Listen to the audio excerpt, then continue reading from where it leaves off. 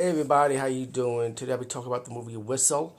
And let me just say, when I first saw the trailers for this and read the summary about this movie, I'm like, I knew eventually one day somebody's gonna do a horror movie based on the Death Whistle artifact, you know. And I was like, how are they gonna do it? When I saw the trailers for it, I was like, okay, this is gonna be like one of those Final Destinations rip-offs, but there've been a lot of good ones, don't get me wrong. But this is gonna be one of them, that's what I thought. But after seeing this movie, I feel like they're making their own. The story was good, and I like the setup for it. Like how they gave the backstory about the death whistle. So it has the story about these high schoolers. One of them is an outcast that comes to the small town, staying with her cousin, trying to refresh her life due to a bad situation she had. And she has a cast of friends that she met up with. They they became friends during this detention. The story is that she found this outcast found a death whistle in a locker of a former student who happened to died from it, and she gave like this teacher ended up taking it from her, and he wanted it for himself so he could sell it for more money.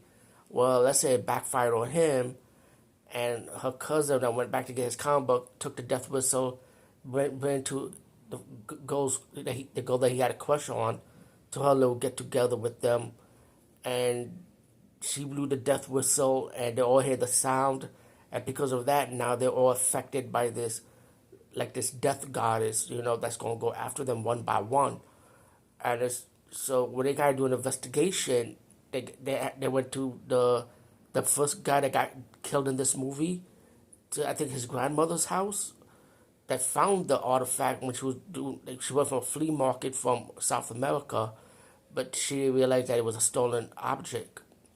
But because of that, she gave the death whistle back because now death is coming. This death god is coming for them one by one. But the setup is the story on this is like how they did it. It's like the death goddess comes at you. She doesn't just come at you and kill you just like that.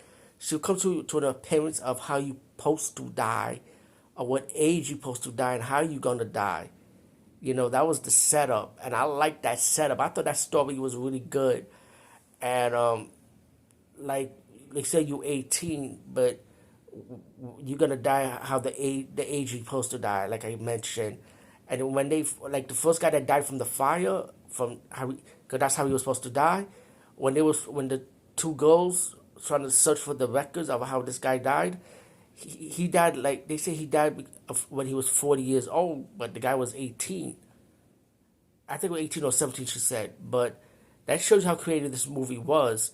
And the movie was like, it was a short movie, like 1 hour and 30 minutes. It's like, it breezed through fast, so it was more story driven. And once you get to the horror elements, it's like it's like more combat style kills, pretty much. I do like.